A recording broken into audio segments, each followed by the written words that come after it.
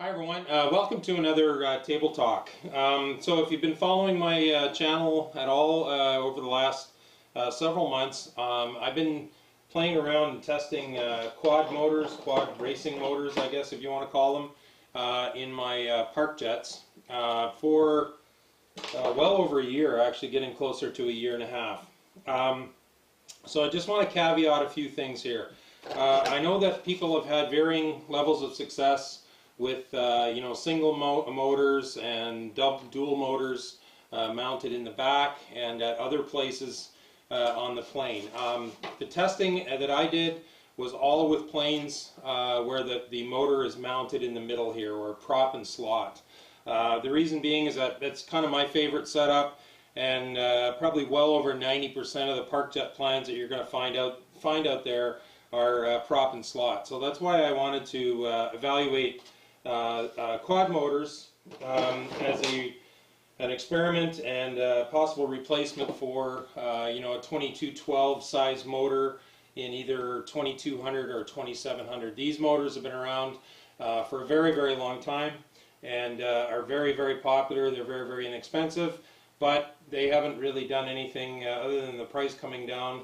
They haven't really done anything sort of to improve the performance or reduce the weight. So, I wanted to experiment and try some things out. Okay, some other things. I fly 99% of the time. Well, actually, the only 3-cell batteries I fly with in my park jets are 2200 size. Certainly, I could make my planes lighter if I flew with smaller, but because everything that I fly on 3S is with a 2200 battery, that's also what a lot of my discussion will be based on. I will touch a little bit on 4S. I do have a couple of 4S batteries that I've been playing around with for some really screaming speed. Also, I've been using pretty much all 6-inch props, the standard size for most park jet designs, different styles, pitches, that sort of stuff. So I did experiment a little bit on the bench with some 2-bladed 5-inch props and some 3-bladed 5-inch props for quads, and I found that they didn't provide, even on 4S, the 5-inch props didn't really provide me the thrust that I was sort of looking for. So my testing has all been with a variety of 6-inch 2-bladed props. Okay, I think that's kind of it for sort of the foundation here. I've got a laundry list of a bunch of lessons learned that I was going to read off, but I won't bother doing that. Down below in the show notes or the video description, you're going to find a link to a fairly substantial blog post that I'm going to write to support this video. It will have all the disadvantages and disadvantages that I've found thus far listed, links to a lot of other information, and on all around my YouTube channel for the last year. You're going to see lots of videos, table talk reviews of different props, motors, speed controllers, lots of flight testing, all that sort of stuff. Obviously, if you've watched any of my flight videos, I don't tend to lollygag around when I fly. I like my planes to zip along pretty good. However, there are great choices out there. I've done 3 videos on sort of what I think of one motor that's a real bargain, what I think is a real good bargain overall motor, a couple of sort of middle of the pack, and then a few that are just if money's not really any object and you just want to have some super screaming good power, what you can go for there. Okay, so so starting off, I guess, with the very foundation, one thing I did learn is for these prop and slot setups is airplane size and weight definitely does matter from a standpoint of drag and just weight that the motor has to push around. If you look at these 2 motors here combined, I mean this is a 2306 motor, quad motor. This is a 2212 2700. So this is physically half as tall as this motor, and although this turns out an incredibly more thrust than that motor does. What I did find is with some of the mid-range motors especially, is that if your plane was too big, too draggy, or there was too much wind, they have good initial torque, you know, when you hammer the throttle for that whole shot acceleration, but they have a hard time because they're just smaller. They sometimes have a bit of a hard time carrying that torque to, you know, muscle your way through the wind or muscle through the drag. So picking a plane, you know, a plane with a fairly low drag or fairly low size, you know, you can reduce them down in size. This plane is actually a 24.5-inch wingspan. I've experimented with several different types of planes in different wingspan sizes. And for how I like to fly, my experience is you're probably looking at around 25 to 27-inch wingspan. And you know, anywhere from 18 up to, I would probably not get a whole lot higher than maybe 20.5, 21 ounces maximum, again depending on the airframe. You know, this is a very sleek airframe just by nature, which really helps. So you know, you have to make some good decisions as well when you're going to build to keep it really light. I use 5-gram servos for my rudders and my ailerons to help save some weight. I'm using this one as most of my builds now are with primarily Dollar Tree foam Adams Ready board, just because it has a slightly thinner profile than model plane foam or Depron, and that allows you know, just a little bit lower drag quotient overall. You know, a little bit cheaper as well, but it can be a bit fussier to build with. Yeah, so size, weight, and airframe shape, design definitely can come into play, because you know, if you're looking for the sort of the least expensive or sort of mid-range, if you get too big or too bulky, it matters. The other thing is, you know, you can just by taking a little bit of time and sanding, you know, making sure all these leading edges and your nose and your fuselage and everything are really nice and sleek and smooth. That's going to help as well, because it'll reduce the drag considerably. So there we go. So again, I won't get into big specifics on the actual motors, because in the blog post I'll have links to all kinds of more information. One thing I would say is, you know, even beyond what I'm presenting here and what I've presented in my videos and my blog, is one of the biggest lessons learned was to do some more research on my own.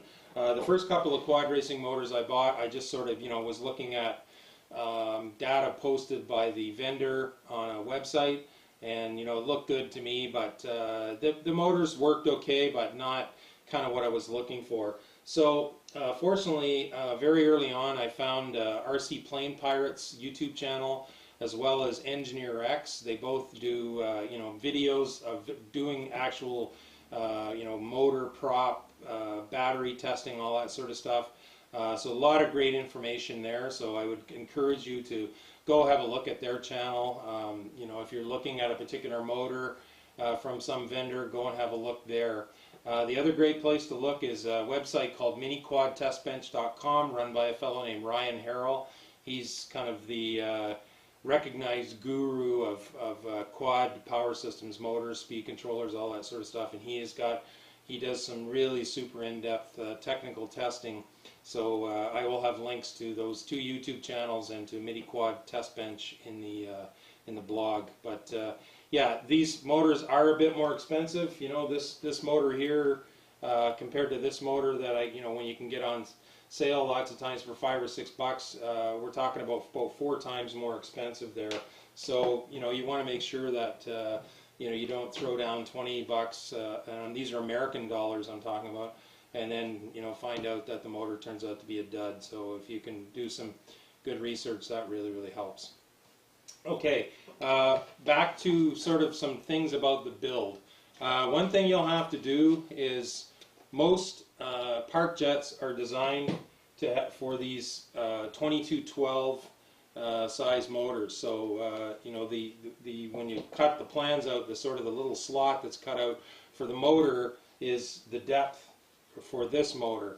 So obviously this, as I mentioned earlier, this motor is half the size.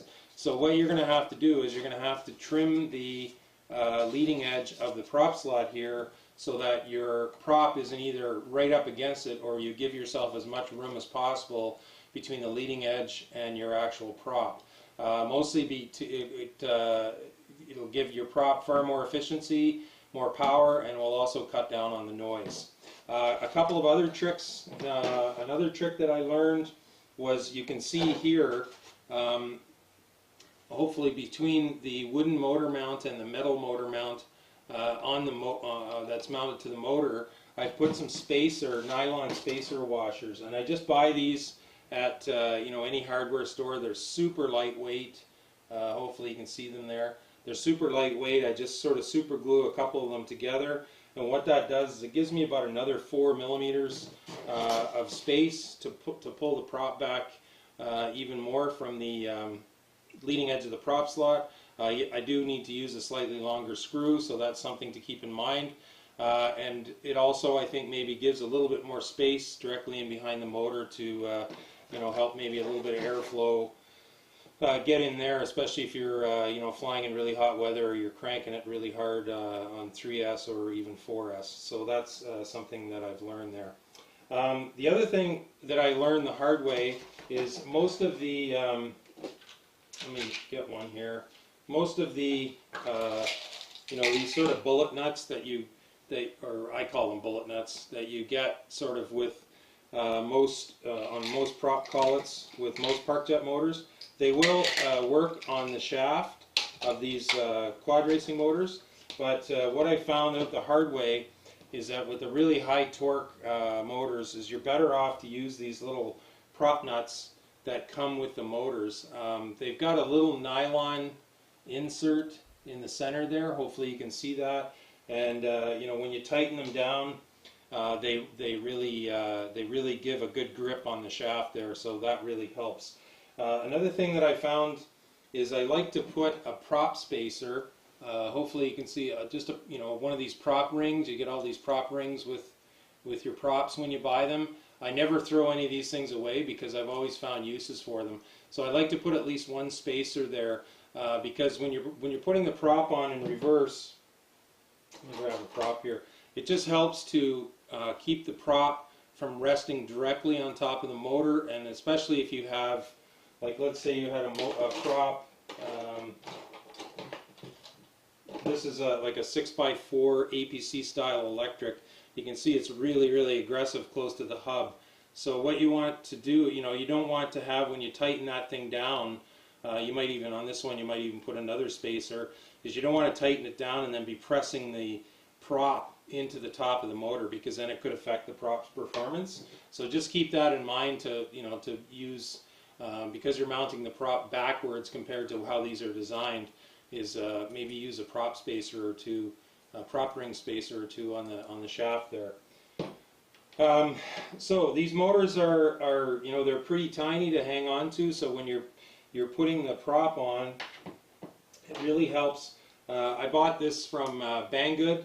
It's just kind of a set of like a prop pliers, that sort of stuff, so you can hang on to it. And then I just bought, this is just an 8mm ratchet wrench. I got this from Banggood, I think, for about $1 as well.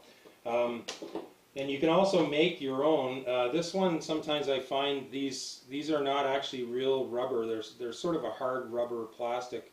These little things in here that grip the motor. So what I did for my flight box is I actually made my own. These are just a set of adjustable pliers that I got at the dollar store. And then what I did was I just took some of this rubberized sort of foam packing material. I think this stuff actually came wrapped around a battery. And then I just, it's not the neatest job, but I just put some electrical tape top and bottom. And because it's sort of rubberized and it's, it's foam, I can get a really, really good grip on the motor.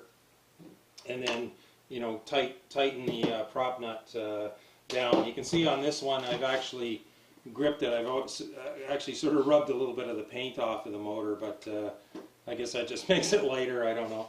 But anyway, this works. You know, if you don't want to spend money and wait around for this to get shipped, you can make your own.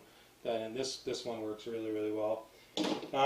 You do want to make sure these nuts are just a very soft aluminum. So you want to make sure when you pick up a wrench, if you don't have a wrench already in your flake box or in your workbench that you're going to use for these nuts, you want to make sure that it fits fairly snug. Otherwise, it's very, very, because they're so soft, you'll round the corners off pretty easily. So yeah, so those are some things I've learned about using these motors.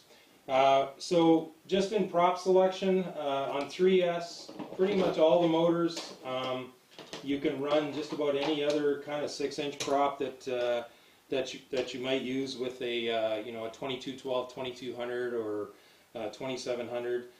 Again, this is a 6x4 APC electric. It's actually a knockoff from Hobby King. You know, the people, I've been using these for years and years and years, and I know lots of people still use them. This works great on 3S. This is a 6x4 APC gas. This is the most expensive prop I use. It's about $2.40, but I really, really like it because it's super stiff, and I found for most motors very efficient, and I just like the feel of how it flies. This sort of electric sport or EMP, electric model power, KMP if you get them from Banggood, TGS if from Hobby King. These also work well on 3S, and then the 6x3 pitch works really, really well on 4S because it really generates a lot of thrust, but because the pitch is a little bit lower, it keeps the motor from really pulling you know, far too many amps. Now, most of these motors that I've tested at the field there are just beasts, like the really high end. This GEP RC 2306 2750, which is my favorite motor of all of them. It you know, it pulls on the bench. It pulled about 60 amps, but it just really, really cranks out the power. On 3S, you can also use these props. I tested them. You can use these props in 6x4. You know, with a 4 pitch on 3S, also work really, really well. I find that they're a bit more, I would actually, to be honest, they're a bit more powerful in the air than the 6x4 APC gas. I just find that they're quite a bit louder, so that's why I tend to use those. This is if you're on a budget, this is a King Kong 6040 prop. This is a you know, it's quite flexible. Pardon me, but it does give probably about 85% of the performance, you know, of a prop that costs 10 times as much. And you know, you get 20 of them when you buy them, so you'll have props for days. And surprisingly, they come out of the box, most of them quite well balanced. And most of the motors I've run, you know, if you don't want to mess around at the field changing props, but you've got some 3S and 4S batteries. Almost all the motors I've tested, you'd have no problem putting, you know, putting your 4S battery in and running this prop. No problem at all. This is a Gemfan carbon fiber, carbon nylon 6045 prop. This actually works really, really well on some of the lower kV motors. The you know, 2600 kV, which is about the lowest kV that I personally would go with. You know, again, depending on the size of the stator. The one difficulty with these, though, is that they're very, very stiff, but they're also very, very brittle. So you have to be careful what plane you put them in. Like a plane like this that sort of almost sits nose down when it lands, you're going to have a better chance of prop clearance. If you put it in something that's like really low profile, say like an F-22, T-50, maybe F-18, unfortunately, I've found that I break these props on a far more regular basis than I break the other props. But they're not terribly expensive, but for, like I said, for a lower kV, and even the 2200, 2212, 2200, you know, park jet workhorse motor, these are really, really good prop. Okay, for the mounting in the back here, this is obviously already got the X motor mount on it. A lot of the motors, the newer motors, are coming out with what they call, you hear them call naked bottom, which means it just has this like this little X here, and all of the windings you can see there are completely exposed. It makes for the motor to be lighter. A lot of the ones that I've tested, they have the 16 by 19 millimeter bolt pattern, which is what these X mounts use. Now, if you're going to mount your park jet or your motor in your park jet, you will need to buy a bunch of these, and I'll have links to those. Also, none of them come with the bullet connectors, so you have to provide your own bullet connectors as well. Now, this one is a 16 by 16, so I've only been able to get, obviously when I put that X mount on, I've only been able to get 2 screws in it, but fortunately, touch wood, haven't not had a problem, an issue with the motor coming loose whatsoever. The motor's pushing in onto the screws anyway, so that helps keep it on there. So, excuse me. I also would recommend, many of them come with the really long motor wires here. I would also recommend keep those because they're a light gauge wire. I think most of them are like a 20 gauge maybe. So they're quite a light wire. So if you have built a plane and you needed a little bit more, let's say you needed rather than having an extension, making your own extension between your motor and your ESC, overall you're probably still going to be lighter if you keep this rather than having to make an extension with some extra connectors and stuff like that. And if it's too much wire, you can just kind of bundle it up, put a little mini zip tie on there. But I found early on that I just left, especially with the really long wires, I just left those on there, and it's made my life a lot easier because then I don't have to weigh my plane down with extra wires. Okay, that's about it. I've covered a lot in the all of my other videos and blog posts and things like that on different speed controllers and things like that. If money is not really an object for you, this Hobbywing Platinum Pro, and I'm not, I get no kickbacks or affiliate points or anything like that. This is probably it is the best 40 amp speed controller I've ever used. I've used, Turnigy Plush for years and years, and I've sworn by those. But this is a 40 amp speed controller that takes 40 amps, no problem whatsoever. It has a burst of up to 60 amps, and I run it on these motors. Like I said, this motor, even with this prop, pulls about 60 amps on the bench, and I've run this on 4S a lot. I've run it in hot weather for hundreds of flights on 3S. I've really put it through its a lot of use and punishment, and it's worth it. It's $40 US, which I know is pretty staggering. That's the most expensive speed controller I've ever bought. But if you really want to build yourself a fast setup, and you don't want to have to go up to a much heavier 50 amp or 60 amp speed controller to handle the how amp hungry some of these motors are, I would hand on heart highly recommend this. It's worth every penny that I've used it. I got mine on sale, so if you keep an eye on it, or Black Friday sales or Boxing Day sales, Christmas sales, whatever, you might be able to pick one up for a little bit cheaper. But overall, that's the best.